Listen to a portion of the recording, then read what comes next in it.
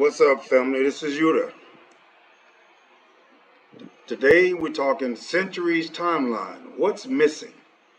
They weaponized our book, part 2 of Israel's journey. So before we get started, I just want to kind of revisit some of the last video where we talked about the Pangea and the fact that the original Egypt could not be the Egypt that the Most High was speaking of when he said he would send us back again in ships. This part 2, we're going to get much deeper. So this one, I think, will open some eyes. Not everybody's going to agree. That's just the way it is. But I can't let that stop me, because what I see does not necessarily mean you can see. So with that being said, let's get into it. Centuries Timeline. What's missing? They weaponized our book. Part 2 of Israel's journey into Egypt. And the Most High of Israel stirred up the spirit of poor king of Assyria, and the spirit of Tiglath-Pileser, king of Assyria, and he carried them away, even the Reubenites and the Gadites, and the half-tribe of Manasseh, and brought them unto Halah, and Harbor, and Hara, unto the river Gozan, unto this day. 1 Chronicles chapter 5, verse 26. The Assyrian captivity was the last of the captives of Israel, before being sent to Egypt on ships between 740 BCE and 730 BCE, which means that the great earthquake in Amos had already happened, possibly 2 years before the Assyrian captivity, and could have easily caused a great continental drift. This would explain how the Israelites needed to be boarded on ships. The Assyrian captivity, or the Assyrian exile, is the period of the history of ancient Israel and Judah, during which several thousand Israelites from the kingdom of Israel were forcibly relocated by the Neo-Assyrian Empire. This is one of the many instances of the resettlement policy of the Neo-Assyrian Empire. The kingdom of Israel was conquered by the Neo-Assyrian monarchs, Tiglath-Pileser III and Shalmaneser V. The later Assyrian rulers, Sargon II and his son and successor, Sennacherib, were responsible for finishing the 20-year demise of Israel's northern 10-tribe kingdom. Although they did not overtake the kingdom of Judah, Jerusalem was besieged but not taken. The tribes forcibly resettled by Assyria later became known as the 10 Lost Tribes. This also might explain why it said that there were people already on the land of America, because when the drift took place, the 10 tribes were already in that territory. So naturally they went along with the rift. And the Most High of Israel stirred up the spirit of poor king Assyria and the spirit of Tiglath-Pileser, king of Assyria, and to carry them away, even the Reubenites, and the Gadites, and the half-tribe of Manasseh are brought unto Halah, and Harbor, and Hara, and to the river. Okay, that's a double. An insert. In 722 BCE, 10 to 20 years after the initial deportations, the ruling city of the northern kingdom of Israel, Samaria, was finally taken by Sargon II. After a 3-year siege started by Shalmaneser V. Against him came up Shalmaneser, king of Assyria, and Hosea became his servant and gave him presents. And the king of Assyria found conspiracy in Hosea, for he had sent messengers to the king of Egypt and brought no present to the king of Assyria, as he had done year by year. Therefore, the king of Assyria shut him up and bound him in prison.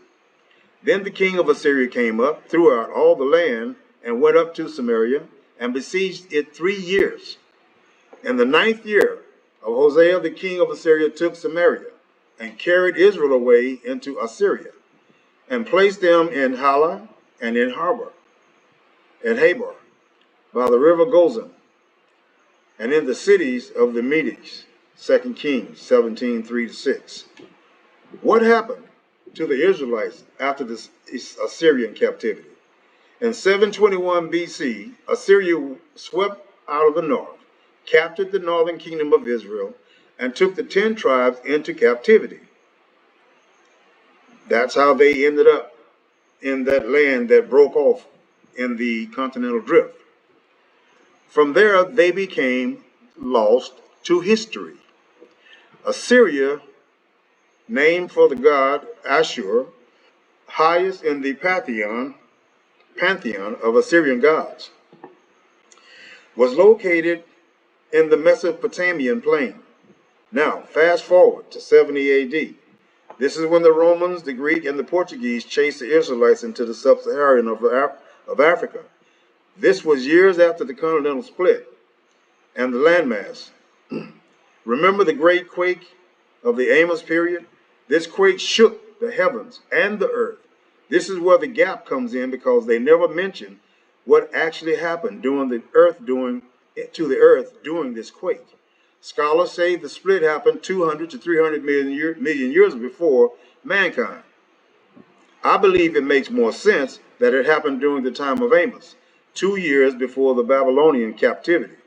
Let's use our heads here. If Israel traveled into Egypt on foot at first, then the Most High said he would send us back to Egypt again by ships. The only time regarding our present captivity where ships were used was in the transatlantic slave trade. Now, if we were being sent back to the original Egypt, then why is there no history or document showing us in Egypt as slaves today? But there are plenty of documents of Israel in America, which is Egypt. Remember, Egypt means bondage. So the Most High sent Israel back into bondage, again by ships.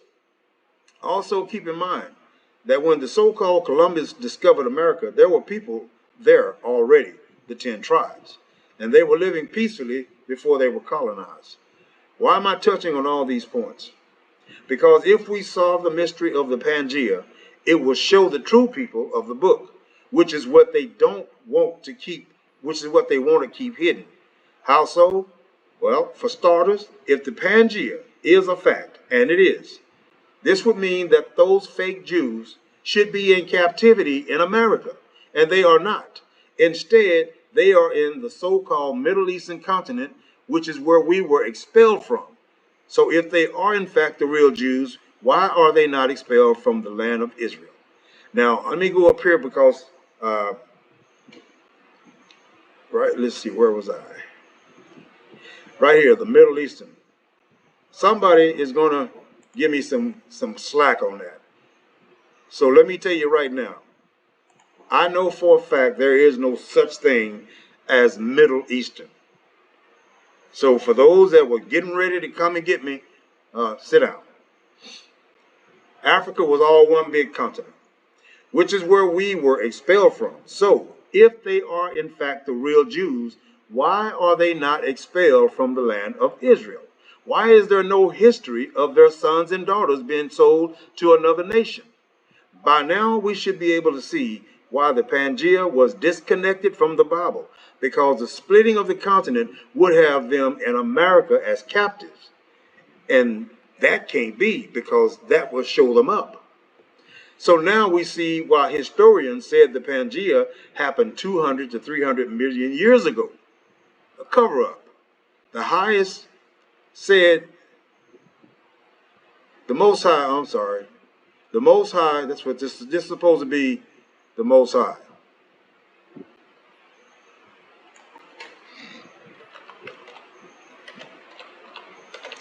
The Most High said in Genesis, he called all the waters together in one place, right? This would suggest that the land had to be gathered into one place also. There was only land and water. He didn't, also meaning the waters was in one place and the land was in one place. No division of land was ever mentioned. In essence, the very people who gave us their version of history rearranged everything, causing confusion and discord among the true people of the book. This is why I say they weaponized our book and distorted our history. We must always consider where the information comes from.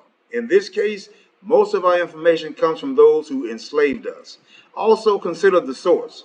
They control all the media sources, radio, television, internet, and the big one, Google search. So it's no wonder we are so confused and arguing among ourselves while they laugh at our ignorance. Remember, Emperor Diocletian took all of our books and burned them, keeping one book and then building a monument over that book. In conclusion, America is Egypt. It simply means bondage. Here's the back of the American dollar. I wanted y'all to see these things. Look at this all-seeing eye. Is that not Egyptian related? Look at this. This is the phoenix, or some say the eagle. See if we get a better picture. Okay, why is that on the American US dollars? This is the symbol of America. This is their symbol. This is their icon, the eagle. Remember, the eagle has landed.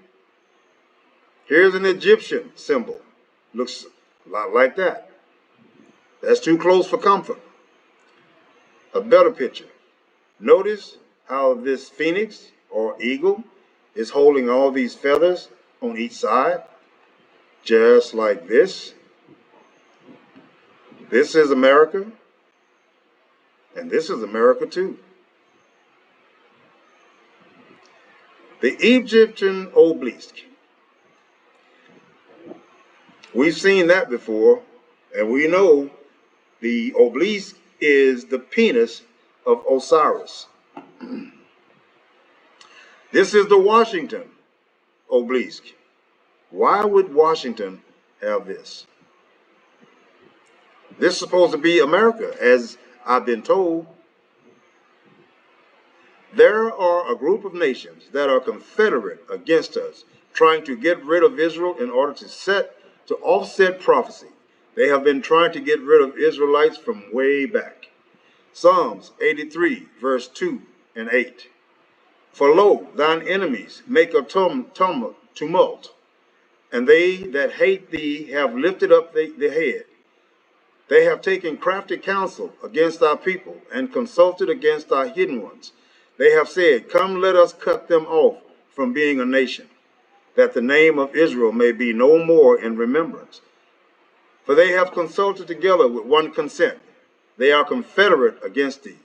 The tabernacles of Edom, and the Ishmaelites of Moab, and the Hagarenes, Jebal, and Ammon, and Amalek, the Philistines, with the inhabitants of Tyre.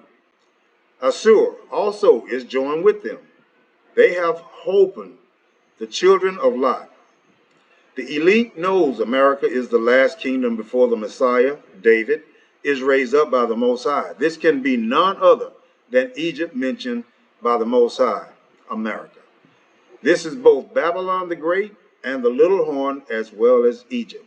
Also, let us consider something else. Prehistoric seeds, ferns, are found in Antarctica, Australia, and South America, suggesting that these land masses was once united. Animals showing up in areas not indigenous to the area. Animals that cannot swim are found in areas where the only way to explain their presence is that they had swum across the ocean, which is not possible. The word Pangea means the earth, all the earth. So, with all this being said, we need to start considering. Let's go back to 1619. When they brought us over here, they had already taken our books. They had a plan. They already had a plan. They had already taken the books. When we got here, we were not permitted to read. And we certainly couldn't read anything concerning Scripture. So after a period of time, after the Jim Crow and all this stuff, they gave us the book, the so-called Bible. Now, think about this for a minute. These are your enemies. They hate you. They want to destroy you.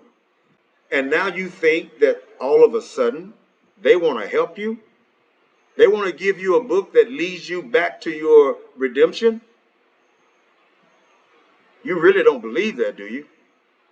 No. So this book they gave you, they had already rewritten it, rearranged it, re-scripted it. They put just enough of the truth in there to make us dangerous among ourselves. But they took a lot out, and they rewrote a lot. They are known, the Romans are known, notoriously known, for backdating. That's the reason they said the Pangea was 200 to 300 million years ago.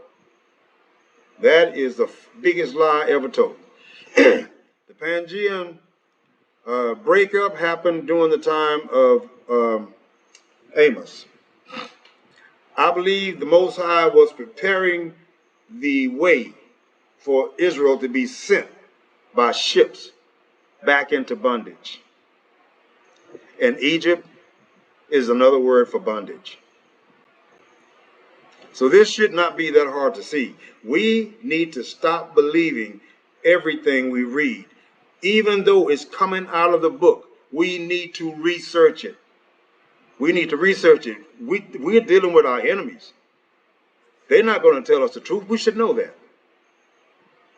There's no way they're going to tell us the truth. They have put this plan together in confederacy from day one.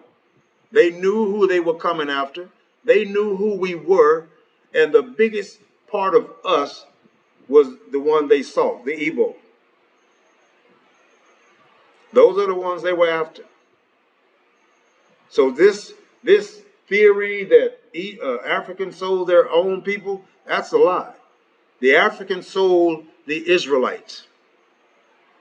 And this was all based on fabricated wars. Whenever you heard war mentioned concerning America and Africa, that's what this was. This was about slavery. This wasn't about a war. This was about slavery. And the African people, when they went to war with their people, they didn't take their people and sell them into slavery. But when they went to war against our people, whoever of us were caught was sold to them as slaves. So yes, the Pangea is a fact. In the beginning, all the earth was one landmass. As it says in Genesis, the Most High called all the waters together in one place and all the land to appear. Not scattered, not divided, but to appear. It showed up in one place. Shalom.